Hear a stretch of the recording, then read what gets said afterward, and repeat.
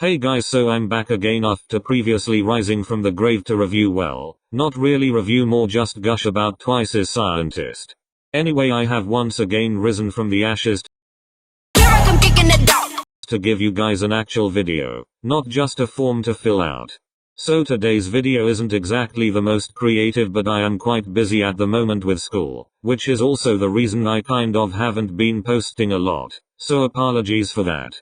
I do wanna try and pre-make a bunch of videos over Christmas so I won't have a 2-month long hiatus again. So today's video is just going to be some maybe unpopular opinions about the K-pop groups that I stan. So the groups that I stan and will be talking about in this video are Dreamcatcher, Ateez, Monsta X, Enhypen, Bvndit, Twice and P1 Harmony. I also casually stan a couple of the groups, so I'll also be sprinkling in some opinions of them in here as well. Also shout out to my friend who got me into Enhypen recently, as if I didn't already have enough groups that I'm shockingly attached to, I now have another one. So first opinion is that Monsta X release the best English songs from all K-pop groups. If you haven't listened to their English releases, what are you doing? They are certified bops. That entire All About Love album was a masterpiece, just minus the funky album art. I would recommend Who Do You Love, Middle of the Night, and You Can't Hold My Heart.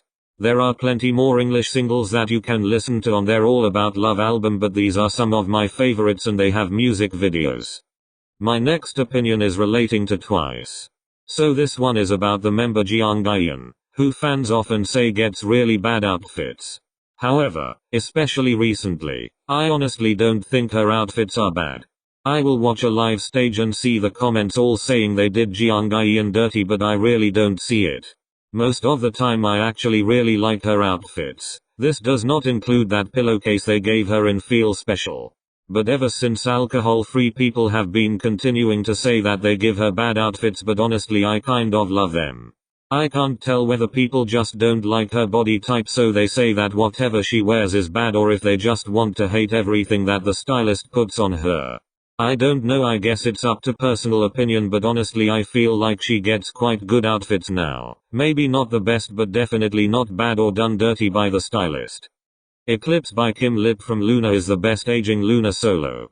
Yes, I may be slightly biased, but in my opinion that song still slaps like it's the first time I'm listening to it. If you haven't listened to it, I highly recommend it. It's certainly a song to feel yourself up to LMAO. This one is kind of a sad opinion relating to Bvndit. If you don't know, it's been almost 2 years since Bvndit had a comeback. I really hope that this isn't true, but honestly I'm just not seeing a future for them as a group. Sungwon was on Girls Planet 999, but the show barely gave her any screen time, and if they did, they didn't even mention Bvndit at all. Other than that, they are not really the money makers of the company like Chungha is, so I'm just really worried about their future. I really hope I'm wrong, and they'll pull it out and have loads more comebacks before they disband, but right now my faith in their company is not very high. DPR Ian's album, Mood Swings in this order, is the best album of 2021. Especially when you consider this is his debut album. Like, imagine all your songs being bops, and you only have like 8 of them. This one's an opinion about Enhypen. I would love their songs so much more if Hybe would stop using so much auto-tune in the title tracks. A lot of the members have really unique and beautiful voices, but the amount of auto-tune they use often hides this. Other than Jungwon, they kind of all sound the same, which is such a shame considering they all have unique colors in their voice that they should get to show off. Especially as a J-biased person, I really love his tone of voice, but we don't get to hear it in the title tracks because of the auto-tune. It's less oppressive in the B-sides, but only by a bit.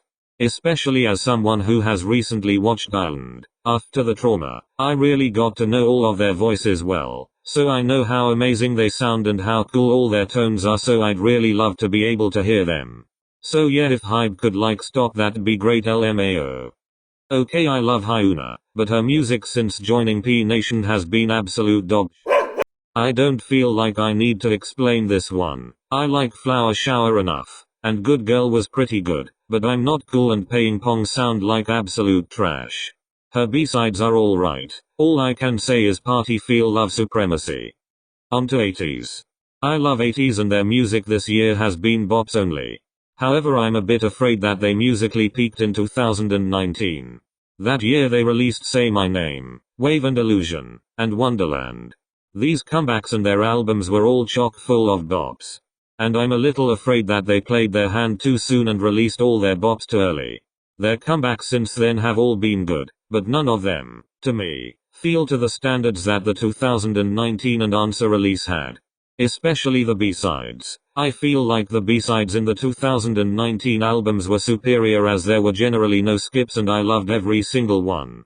But Inception onwards I have felt the B-sides have declined and there are more filler songs in their albums, instead of every song being a bop. This might just be me being cynical and nitpicking, and it might just be me and my taste, but I still love Ateez and their music and I will of course continue to support them for many years to come. I don't know how unpopular this one is, but I'm going to say it anyway. For me, P1 Harmony is possibly one of the funniest K-pop groups. They are incredibly naturally funny and it never feels forced. Most of the time it feels like I'm just watching a friendship group, which although may be creepy, it's really enjoyable to watch because their chemistry with each other really shines through. Even if you don't stan P1 Harmony, I would still recommend watching their variety content if you just want a quick laugh. I personally would recommend the K-Hard Training series or Sasak Harmony, which is their personal series on their YouTube channel. It's also a great way to get to know the members, and maybe even stan the group, because they also have great music and they are all really talented. You can say whatever you want, but Dreamcatcher popularized rock in K-pop. I'm just saying the rise in new groups doing rock or horror-based concepts is all thanks to Dreamcatcher. Even Hype is starting to do more rock and punk-inspired music, but just remember K-rock's origins are in Dreamcatcher.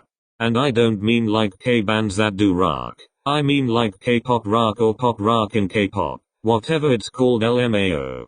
Anyway, Dreamcatcher paved the way. Kind of a random opinion, but Hey Teo by Enhypen is such a good song. First I was listening to it ironically, but now I just love it unironically.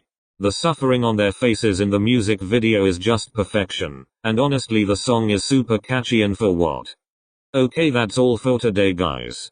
Feel free to leave your thoughts on my opinions or your own opinions in the comments. And if you haven't already, don't forget to vote in my end of year award show. Bye.